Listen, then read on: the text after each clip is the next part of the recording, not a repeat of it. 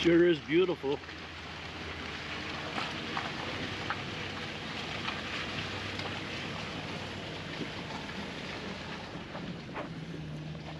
Well, goodbye, Sprout Lake.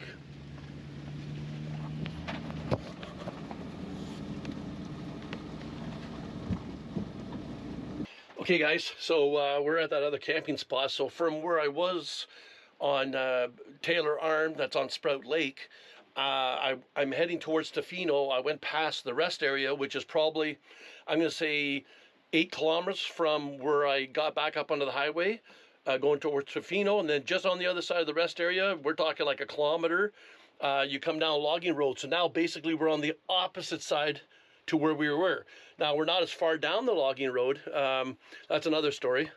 But from the highway turning down the logging road, I might be a kilometer. And so I'm just going to do a quick little show here. You can see there's a bus right there, and you can just see the river on the other side. I was hoping for that spot because along here, when I was here last time, I camped basically right there. But I just had the truck camper. So I fit. With this trailer, I can't. So I'm on the other side, kind of in the trees a little bit. I'm hoping Starlink's going to work.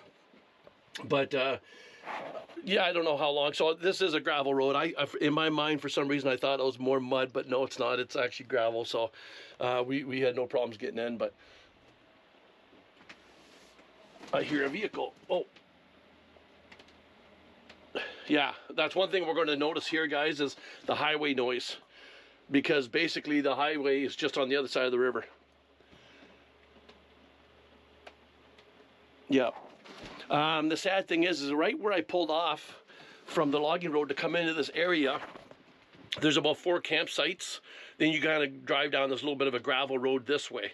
Well, I just don't understand people, but there was a van parked, and that's fine. I saw him walking his dog, so that's fine. But right there beside it, there was 2 other camping spots, and you can tell those rigs are abandoned. So, damn it, people. They're going to close all this, and nobody will be able to camp anywhere except designated campsites, and there'll be no more free camping anymore.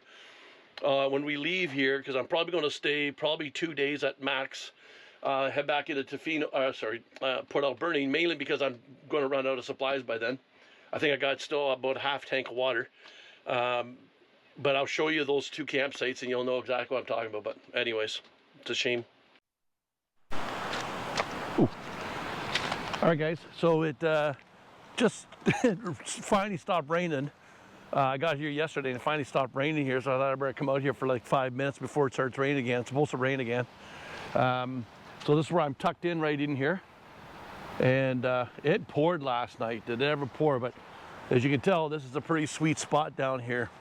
So last time I was here, I didn't have the trailer with me, and I actually backed into this area right in here, and this is where I stayed last time.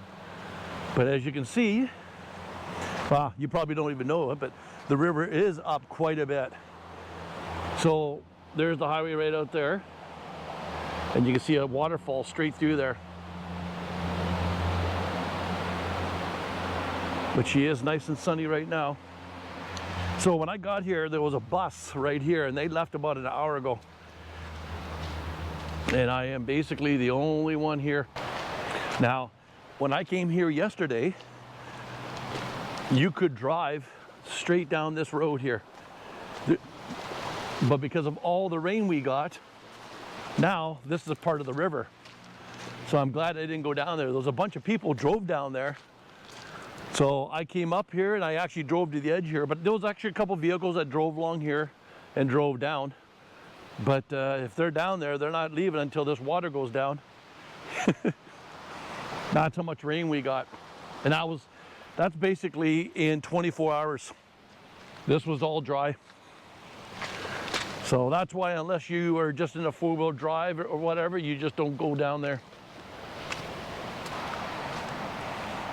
Yeah, so these people that were camping over here with the bus, they actually had one of those portable garages set up, plus a 10 by 10 pop-up thing. So I would imagine these guys must have been out here for quite a while, but they just packed up and left this morning.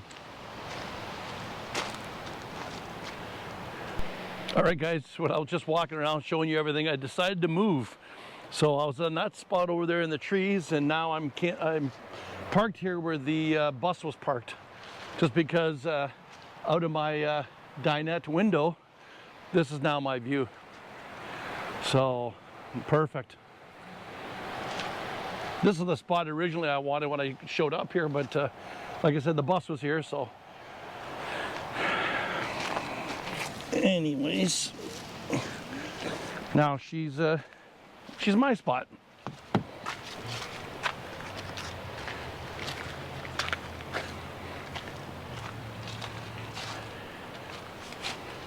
So I was out there in the trees, which is, don't get me wrong, it's a nice spot. And on a really, really hot day, that'd be the sweet spot. But out here, I think would be the best spot right now. And it should be a little bit quieter rather than having all the drips coming off the trees.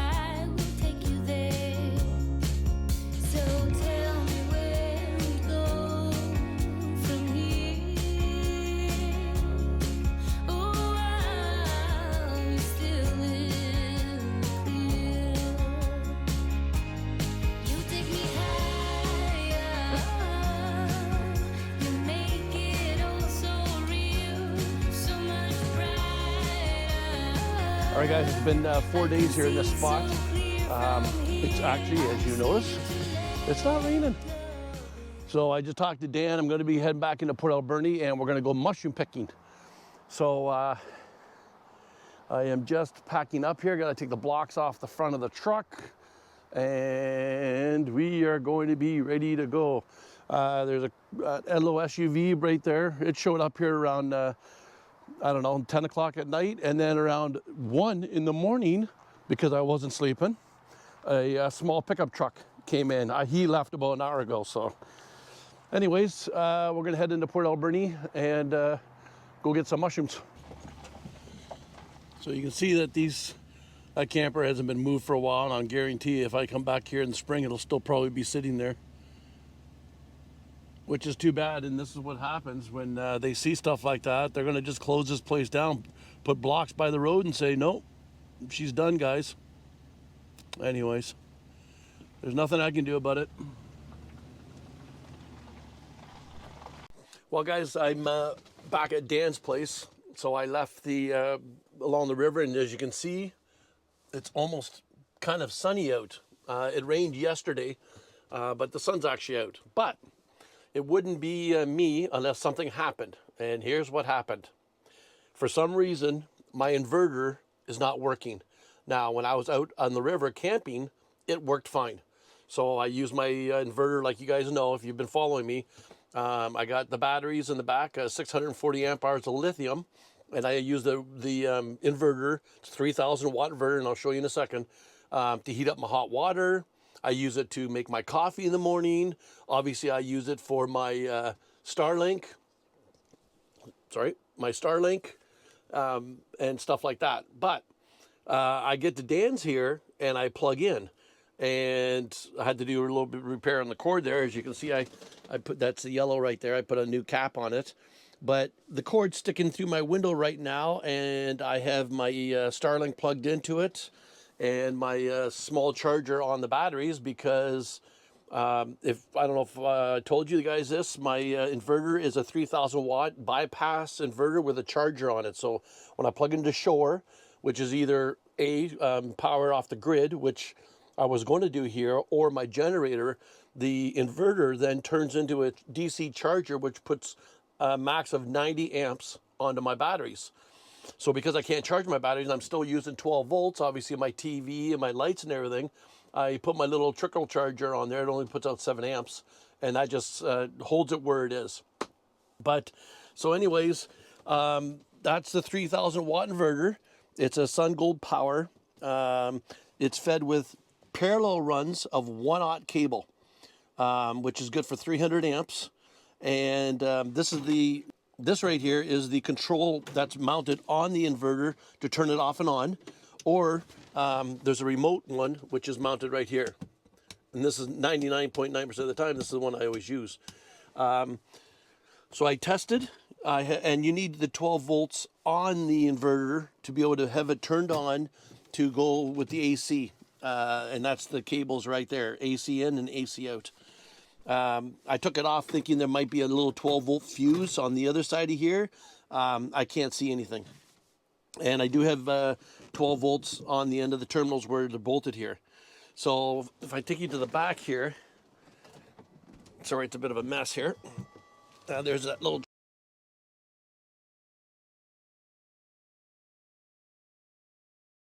charger, but let me turn the light on in here. So that's the little charger I'm talking about. These are 320 amp hours each, so 640 combined. And then it goes up here. There's my disconnect that goes over to the inverter, so it feeds up into this disconnect here, which shuts the entire system down. Then it goes into this, and off of this I can feed things. So there's fuses inside here. Then this switch here feeds the 2 parallel 1/aught cables that head to the far side over here. This is my solar charge controller right here, and then this is the breaker that shuts the solar panels off before they come into this. And then there's also a breaker that I trip here that goes from back into here to feed the batteries, the power. Anyways, I'm going to shut this off now because I am going to disconnect the wires off the inverter, and I have to take the table off. I have to take everything off and pull the inverter out and open it up and see what's going on inside there. I have no idea. I tried to go online to see if there's a small fuse, because obviously it's taken the power feeding it off these parallel runs of 1/aught cable. So there's 4 cables here that feed it. And I just assume because there's small controls, like there's lights on here and everything like this, that there'll be a fuse inside here to feed all this smaller stuff. At this moment, I couldn't find anything, so I'm just going to have to open it up and see what's going on in there. Hopefully I don't have to buy a new inverter, but we'll see. So I've had this inverter now since I've had the camper, so it'll be coming up to 4 years. So, and I use it all the time. But anyways, I'm not going to show you me taking all this apart. That's just too damn boring. But when I do get it out and get it up and get the cover off, I'll show you what I see. All right, guys, here's the inverter. And actually, surprisingly enough, it's for being in here 4 years, and there's a cooling fan in here, so it pulls it through, like keeps this cool. There's the cooling fans right there on this aluminum for the DC. It's actually very clean in here. I totally expected this thing to be all dusty. Like, I mean, yeah, there's a little bit of dust on there, but surprisingly enough. So if you've never seen the inside of an inverter before, you could definitely tell that she's pretty beefy. There's quite a bit of meat inside this thing. So right now I don't see anything that's jumping out on me. I'm trying to find a fuse, but I'm having a tough time to locate a fuse. I was hoping to just see something come off here. So you can see where all these little control cables are plugged in. This red stuff here, that's to keep it from popping off. So that's for vibration. And as far as seeing anything that's out, I don't see anything. It's very well built though. It's very, very surprised. Yeah.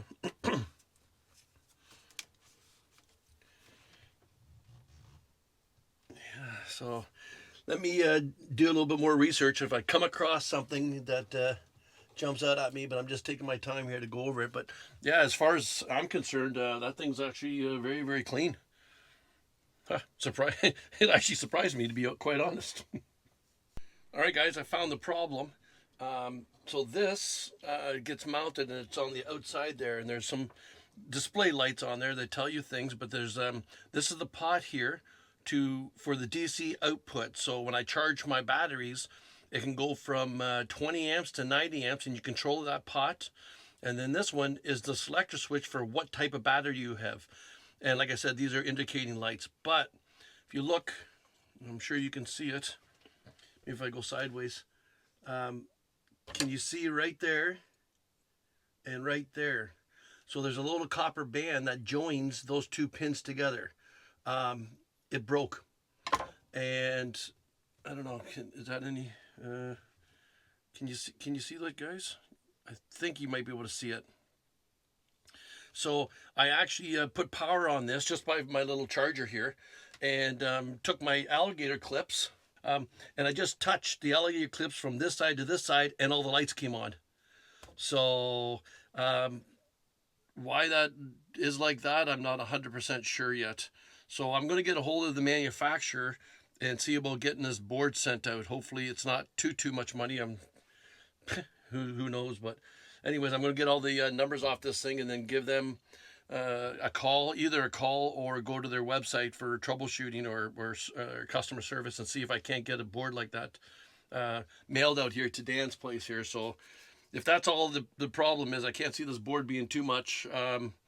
That's awesome. But yeah, like I said, all I did was touch those two together and the whole thing lit up. So I'm thinking that's my problem in this board somewhere. I'm hoping it's something on here that caused it, not something somewhere else. But I got to start somewhere, right? So I'm going to get a hold of them and see what happens. But yeah, other than that. Okay, this is going to be the 5th attempt here, guys. My GoPro keeps turning off, but as you can see this mess in here. This is what I've been... this is what happens when you rip something apart in your camper. You can see the board right there, and you can see the little yellow wire right there. That was the fix between these two pins here, and I turned it on. I just temporarily hooked up two of the wires coming from the batteries. It's actually a parallel run. So there's the other one right there, all taped off, so it doesn't hit anything. And then we'll go down to this side over here, and this is the output for the voltage. So if I run off batteries, or if I have shore power, sorry. So as you can see, there's 121.6 volts. So it's working. It's been on now for probably about 2 hours. I thought I'd just plug it in and just let it sit here for about 2 hours before I put it all back together and bolt it all back in and put it down below inside the box here. So yeah, I've been trying to get a hold of the company, and I've been going back and forth with them to order this board. I'll tell you something. They get on there, first of all, I send pictures, and I send a picture of the ribbon that's broke, and they right away, they're like, we're talking to our engineer, and he says, are you sure it's this? Or they want me to do a test all over the whole thing. I said, it's already fixed. And I showed them a picture of the yellow the cord, and I showed them the pictures of the voltage and all this. And, well, before we send you this board or whatever, he wants you to take a measurement of this or that or this. And I'm like, oh my God, just send me the damn board. So I don't know. I know they're trying to help, but it's just like, oh my God, yes, I need the board. And the funny thing is, when I first sent it, I said the board that does the battery selector switch, the pot for the charge voltage, so I can go from 20 amps to 90 amps charge, is on here, which is that one right there. So there's the battery select, the charge, and all the indicating lights. That's the only lights I got on this whole thing. I said, that's the board I need. Well, then she sends me a picture from the outside where this board is attached. She goes, are you talking about this board? That's the board. It's like, People, I don't know whether they think that everybody that buys one of these things doesn't even know which way's up and they got to make sure or something. I don't know. And I still don't know the price of this board. I asked them 4 times. That's the board I want. Here are all the numbers off my unit. How much for that board? And that's been about 25 emails, and I still haven't heard anything back about that board. I don't know. Anyways, it is what it is. So I'm gonna get this all put back together so I can get my camper put back together. But yeah, fun. All right, guys, that's the I got her all back installed again. So this is where she sits. Right now it's on. I have nothing plugged into the AC side of this camper right now because I'm still running off this cord. I will go out there and hook it to the outside of the camper to feed this. So right now you'll see it says the load is 0% because I have nothing on it. It says it's an inverter mode, so it's using the batteries, and it says AC is abnormal because there is no AC coming in. So when they're running on batteries, it'll always say abnormal. As soon as I put power on the input AC, then it'll tell me 120 volts, the hertz, and everything else. So yeah, so far let's knock on some wood, guys. She's all working. So what I have, guys, is a parallel run of 1/0 cables. So that's good for 300 amps. So I have 2 here, and then there's 2 coming off the bottom going down. You can see all 4 cables right here. So there's 4 cables, two 12 volts positive and 2 12 volts negative. And then I also have 2 number 4 wires on the same terminals. One is going to my DC-DC charger, so I can actually put this down now. So that's my DC-DC charger coming in. There's my fuse for it. And the other number 4 wire, which is this one, goes to another 50 amp fuse and goes to this fuse block here. And basically the only thing that this thing's kind of doing right now is the cooling fans in this compartment. So the inverter has a cooling fan on it, but I also have a 6-inch fan on this end of the enclosure, and I have another one right there on that end. And they're hooked to this guy here, which is a thermostat, and the unit will come on, those 2 fans will come on if the temperature inside this box gets up to 30 degrees Celsius, which is nowhere close to the limit of this thing. I think operating range was 60 degrees max, and I'm setting this fan on, and it takes air from this side and blows it right through the cabinet through that side, so it cools it down very, very quickly. So yeah, so other than the cooling fans, this is basically up here, and I installed this control panel here. Obviously it's for charging ports, but I also have that switch there runs the 2 lights on the outside of the camper, my spotlights on that side, and then this switch here runs the ones on that side, and they're mounted on the boat rack up top of the camper. And then this switch here is because I can't stand lights at nighttime. This just powers up, so this doesn't stay on 24/7. So I just turn that on, and now these power up. So what I did is, instead of having the fuses that it came with mounted on the back side of this, I installed a fuse block. So from the fuse block, your fuses are here. The wire goes up through these wires here to these switches, comes back off the switches to this terminal strip. And you can see load 1, load 2, load 3, load 4, and load 5, which is 1, 2, 3, 4, 5. That way, all I have to do is, if I want to hook up anything else and use this as the power source, I just have to bring the wires to this section here. So you can see load 1, there's 1 wire coming off, and that's going to these 2 units here, these 2 charging ports. So that's load 1. There's nothing on load 2. There's nothing on load 3, but load 4 and load 5 are being used, and that's these 2, and that's for the LED lights on the outside. So that's how that's wired up. And then obviously this section here, they're all common by this bus bar, and that's for the 12 volt negative. So the 12 volt negatives are common right here, and then these are the loads. So I still have room for 2 more, this one and this one, to be hooked up to something. But at the time, I don't need anything else hooked up.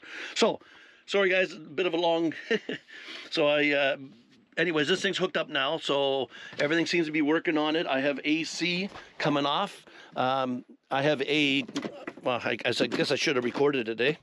I have a tester here. A lot of electricians will know what that is. You just go off the lights there. So if I plug it in, these two light up, which means the polarity is good for the hot and the neutral, and that there's a ground. If there's this red light on there, you look there and it'll tell you what the fault is. There's no fault, so we're good there. But yeah, so that's, I'm glad that that was the only issue, was that top board and putting that little, Cecil's his name. Gotta give a shout out to him. Dan knows him. The guy used to have helicopters and everything, and he's got quite a shop in there. I should have took a picture, Freddie, because he's got the CT70. He's got 6 of them, all like showroom condition. Beautiful. Anyways, I'm just going to clean this place up. As you can see, it's a freaking mess in here, guys. I'll tell you something, a small area like this, you leave one thing out and it looks like a disaster. But anyways, I'm going to pack this all back up again. She seems to be working. I'll take this cord off and plug it onto the outside of the camper, so that way it feeds the inverter. That way I'll get my charger back, because there's a 90 amp DC charger built into this to go back to feed my lithiums, and then I'll be able to run everything else instead of plugging and unplugging every cord I need. If I want to make a coffee or something, I have to unplug. So yeah, so knock on wood that we got the problem solved. I'm still going back and forth with the company from Sun Gold Power about this board. I showed them it. I told them it's fixed. I showed them it's working again. Their engineers want to get on there and say, well, use your meter to check this fret. Frets are on the, never mind. Measure across your frets and stuff like that. I'm like, it is working. I found the problem. It's been repaired. I send pictures of the lights on it. I send pictures of the 120 volt meter on the other side. For some reason, I'm just trying to buy the board from them. And I've probably been like at least 30 emails with these people. And I'm just, are you sure? Are you sure that's the problem? I'm like, just sell me the damn board, please. Anyways, so yeah, we're going to, it won't take long to put all this stuff back, get my tools back in the truck again and stuff like that. But yeah, it just looks like, it doesn't take much to make her look like a huge mess in here. But in 5 minutes, you won't even know that this looked like this. But anyways, happy right now, guys. Everything seems to be working. I think my batteries are sitting at 90% right now, so I want to get this cable back on the outside so I can get the charger going back on again. And hopefully if this starts charging and everything's good for a day, then I'll know it's fixed. Anyways, we'll keep you informed.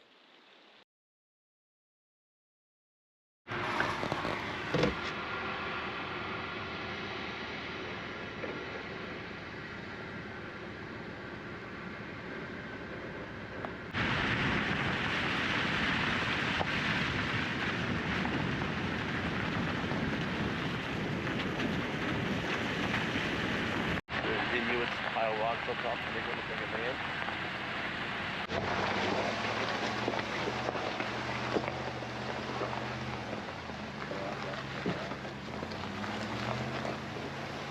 Surprised the Dodge can climb up this.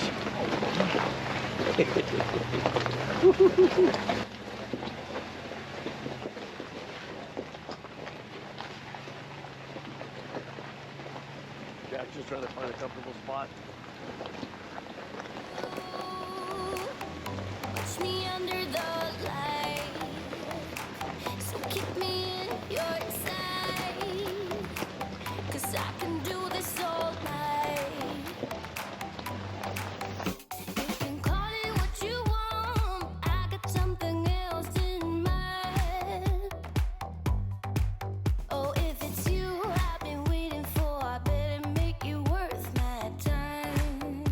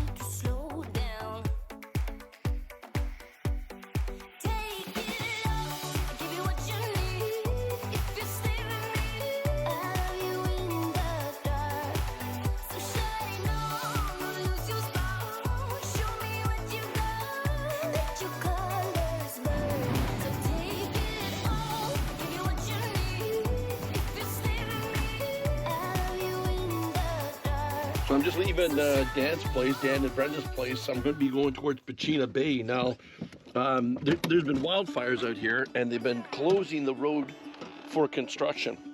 Basically, removing trees and getting rid of any hazard they see.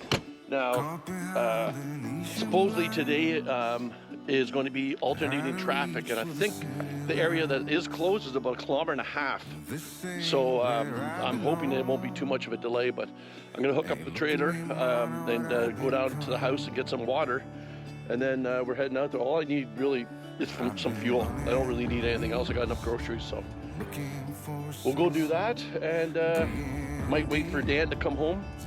He had a doctor's appointment, but we'll see how that goes. It's not raining right now, so that's kind of the reason why I want to get going here.